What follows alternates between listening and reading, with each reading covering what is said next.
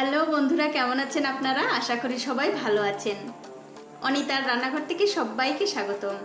আমি আজকে আপনাদের ময়দা আর সুজি দিয়ে এমন একটা মজার খাবার বানিয়ে দেখাবো, যা আগে না খেয়ে থাকলে আজকেই বানিয়ে খান, দেখবেন খুব ভালো লাগবে। তো বন্ধুরা, ভিডিওটি শুরু করার আগেই বলে আমার এই ছোট্ট চ্যানেলটি সাবস্ক্রাইব করবেন আর পাশে থাকা বেল আইকনটি ক্লিক করতে ভুলবেন না, তাহলে আমি যদি নতুন কোনো ভিডিও নিয়ে আসি সবার আগে আপনি দেখতে পাবেন। তো বন্ধুরা, আর কথা না বাড়িয়ে আসুন দেখে নেওয়া যাক কিভাবে এই মজার খাবারটি আমি তৈরি করি। প্রথমে দেখতে পাচ্ছেন আমি একটা ছোট্ট বাটি নিয়েছি, এর মধ্যে দিয়ে দিচ্ছি আমি কিছু সুজি, তার সাথে দিয়ে দিচ্ছি কিছু ময়দা। এখানে কিন্তু মাপ ঝোপের কোনো ব্যাপার নেই, আপনাদের যতটুকু দরকার ঠিক ততটুকুই নেবেন। সাথে দিয়ে দিচ্ছি একটু লবণ, দিয়ে দিচ্ছি একটু ঘি আর একটু সাদা তেল, আর দিয়ে দিচ্ছি সামান্য পরিমাণে চিনি। এবার আমি এই সমস্ত কিছু ভালো করে এই ময়দার সঙ্গে মিশিয়ে নেব।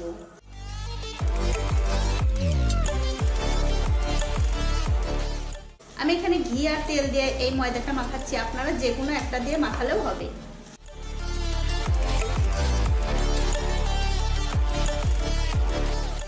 দেখুন, আমি ময়ামগুলো দিয়ে ময়দার সঙ্গে ভালো করে মাখিয়ে নিয়েছি। এখন বুঝবেন কেমন করে আপনার ময়দার সঙ্গে ময়ামটা ঠিকঠাক হয়েছে। এরকম করে যদি হাতের মধ্যে মুঠো হয়ে যাচ্ছে ময়দাটা, তখন বুঝবেন আপনার ময়ামটা ঠিকঠাক হয়েছে।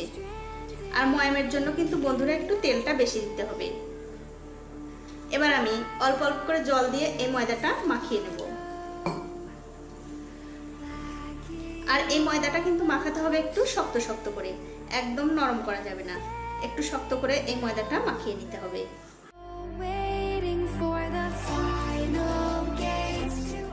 আর বন্ধুরা, ময়দা মাখানোর সময় কিন্তু একবারে কখনোই জল দেবেন না, তাহলে জলটা বেশি পড়ে যেতে পারে, সেক্ষেত্রে কিন্তু আপনার ময়দা মাখাটা ভালো হবে না। তার জন্য এরকম অল্প অল্প করে জল দেবেন আর ময়দাটা মাখিয়ে নেবেন। প্রায় 8-10 মিনিট ধরে এই ময়দাটা মাখালেই হয়ে যাবে। এই দেখুন, আমি 10 মিনিট ধরে ময়দাটা ভালো করে মাখিয়ে নিয়েছি। দেখুন, আমি কিন্তু শক্ত করে, একটু শক্ত শক্ত করে মাখিয়েছি, নরম করে নিই। এবারে আমি একটা ঢাকা দিয়ে এটা 8 ঘন্টা রেখে দেবো। এবার আমি ওই 8 ঘন্টার মধ্যে ময়দার মধ্যে যে একটা পুর দেবো, সেই পুরটা আমি রেডি করে দিচ্ছি। প্রথমে আমি একটা কড়াইয়ের মধ্যে দিয়ে দিচ্ছি কিছুটা সর্ষের তেল। তেলটা গরম হয়ে গেছে, তেলের মধ্যে দিয়ে দিচ্ছি আমি কিছু পেঁয়াজ কুচি,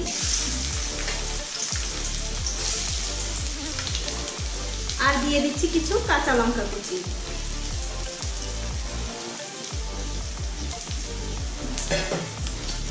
দিয়ে দেওয়ার পর একটা খুন্তি দিয়ে ভালো করে তেলের সঙ্গে মিশিয়ে দিয়ে এর মধ্যে দিয়ে দিচ্ছি আমি আলুগুলো এরকম আমি কুচি কুচি করে কেটে নিয়েছি।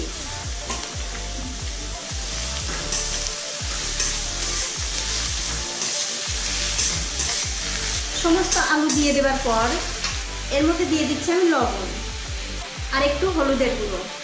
এবার আমি এই সব কিছু মিশিয়ে ভালো করে এই আলুটা ভেজে নেব।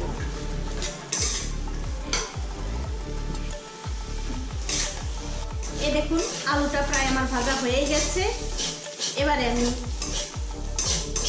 এই আলুটা একটু এক সাইড করে এর মধ্যে দিয়ে দিচ্ছি সামান্য একটু আবার সর্ষের তেল দিয়ে একটা ডিম আমি এইখানটাই ভেজে নিচ্ছি। ভেজে নিয়ে এই আলু ভাজার সঙ্গে মিশিয়ে দেব।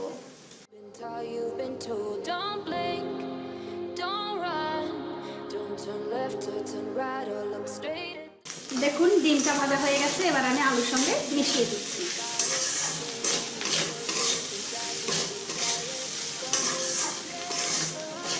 আলুর সঙ্গে আমি ডিমটা ভালো করে মিশিয়ে নিয়েছি, এটা হয়ে গেছে। এবার আমি গ্যাসটা বন্ধ করে দিয়ে এটা নামিয়ে নিচ্ছি। 8 ঘন্টা পর আমি ঢাকাটা তুলে নিচ্ছি। তুলে নিয়ে এই ময়দাটা আবার একটু হাত দিয়ে মাখিয়ে নিচ্ছি। দেখুন, আমি আবার একটু ভালো করে মাখিয়ে নিলাম। এবার আমি এখান থেকে ছোট ছোট করে লেচি কেটে নেব। আমরা যেমন রুটি খাই ঠিক সেই রকম করে লেচিটা কাটতে হবে।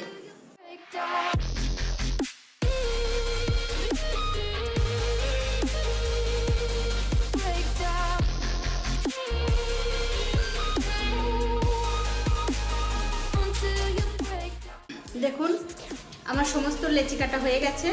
এবার আমি এখান থেকে একটা লেচি নিয়ে এরকম করে হাত দিয়ে গোল করে এটা আমি রুটির মতো করে বেলে নেব। উপর দিয়ে একটু ময়দা ছড়িয়ে দিলাম।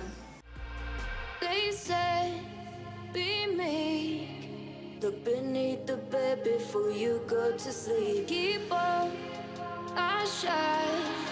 You'll surely get burned if you reach out and touch. My mind is a battle, I'm trying to hide it. এই দেখুন, এই রুটিটা আমার বেলা হয়ে গেছে। এরকম করে আমি আরো 4টে রুটি বেলে নেব। দেখুন রুটিটা কিন্তু আমি মোটা করে নিই, এই রুটিটা একটু পাতলা পাতলা করে বেলতে হবে। এই দেখুন আমি একই রকম ভাবে 4টে রুটি বেলে নিয়েছি। এবারে এর উপরে দিয়ে দিচ্ছি একটু সাদা তেল। তেলটা দিয়ে হাত দিয়ে এরকম করে রুটির উপরে লাগিয়ে দিচ্ছি। তারপরে দিয়ে দিচ্ছি এর উপরে একটু কর্নফ্লাওয়ার। আপনাদের ঘরে যদি কর্নফ্লাওয়ার না থাকে আপনারা ময়দা দিয়েও এটা করতে পারেন। রুটির উপরে ভালো করে এরকম লাগিয়ে দিতে হবে। তারপর আরেকটা রুটি আমি এর উপরে দিয়ে দিচ্ছি।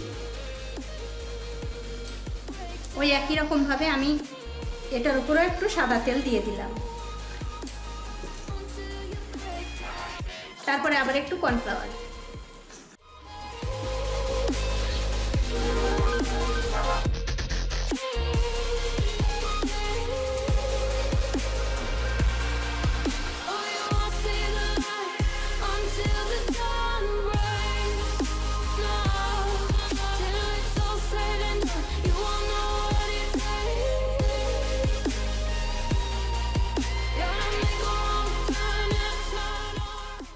দেখুন আমি 4টে রুটি দিয়ে এটা করছি, আপনারা কিন্তু চাইলে 5টা কিংবা 6টা দিয়েও করতে পারেন। এবার আমি এই এক সাইড ধরে এরকম করে এটা ভাঁজ করে নেব। একটু চেপে চেপে এই ভাঁজটা করতে হবে যাতে খুলে না আসে।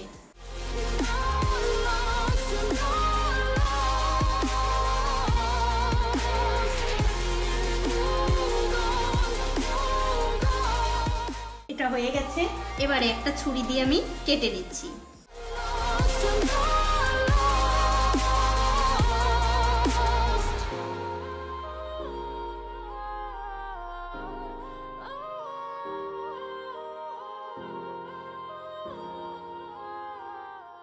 এবারে এগুলো তুলে নিচ্ছি।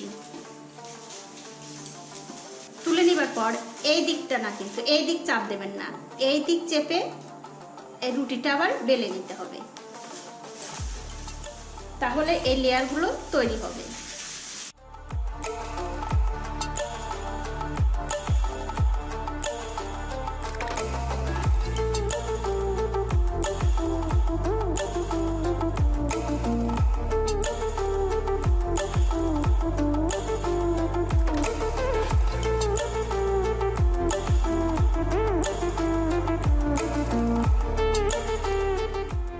আর এই রুটিটা কিন্তু একটু পাতলা করে বেলতে হবে, তবে একদম পাতলা না।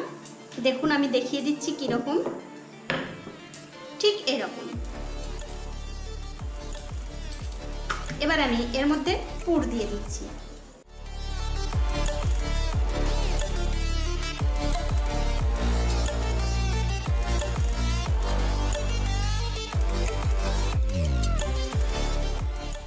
পুরটা দিয়ে চারিদিকে একটু জল লাগিয়ে দিচ্ছি যাতে ভাঁজ করে দেওয়ার পরে এই জোড়াটা খুলে না আসে।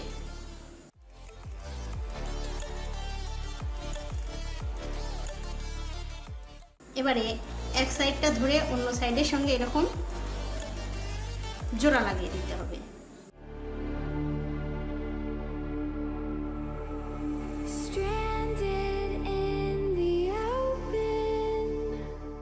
একটু চেপে চেপে দিতে হবে যাতে খুলে না আসে। এবার আমি এর চারিদিকটা একটু সাজানোর জন্য কাঁটা চামচ দিয়ে এরকম করে দাগ দিয়ে দিচ্ছি। এটা আপনারা না করলে নাও করতে পারেন, তবে দেখতে সুন্দর লাগার জন্য এরকম করে দিলাম। এই দেখুন এটা হয়ে গেছে। এটা আমি তুলে নিচ্ছি, তুলে একটা থালার মধ্যে রেখে দিচ্ছি। এরকম করে সবগুলোই বানিয়ে নিতে হবে। এই দেখুন আমি একই রকম ভাবে প্রায় সবগুলোই বানিয়ে নিয়েছি। এবারে চলুন এগুলো ভেজে নিই। ভাজবার জন্য প্রথমে দেখতে পাচ্ছেন আমি একটা গ্যাসের উপর ফ্রাইং প্যান বসিয়ে দিয়েছি। তার মধ্যে দিয়ে দিচ্ছি আমি বেশ কিছুটা সাদা তেল। বন্ধুরা তেলটা কিন্তু একটু বেশি লাগবে, তার কারণ এগুলো ডুবো তেলে ভাজলেই ভালো লাগে। দেখুন তেলটা গরম হয়ে গেছে, এবার আমি একটা একটা করে দিয়ে এগুলো ভেজে নিচ্ছি।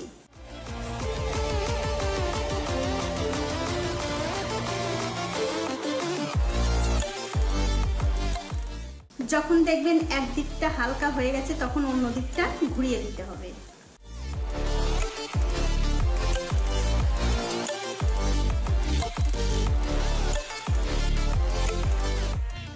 আর এরকম উল্টে পাল্টে দিয়ে একটু লাল লাল করে ভেজে নিতে হবে। এই দেখুন বন্ধুরা, এই কটা আমি ভালো করে উল্টে পাল্টে ভেজে নিয়েছি। এগুলো ভাজা হয়ে গেছে, এগুলো আমি তুলে নিচ্ছি।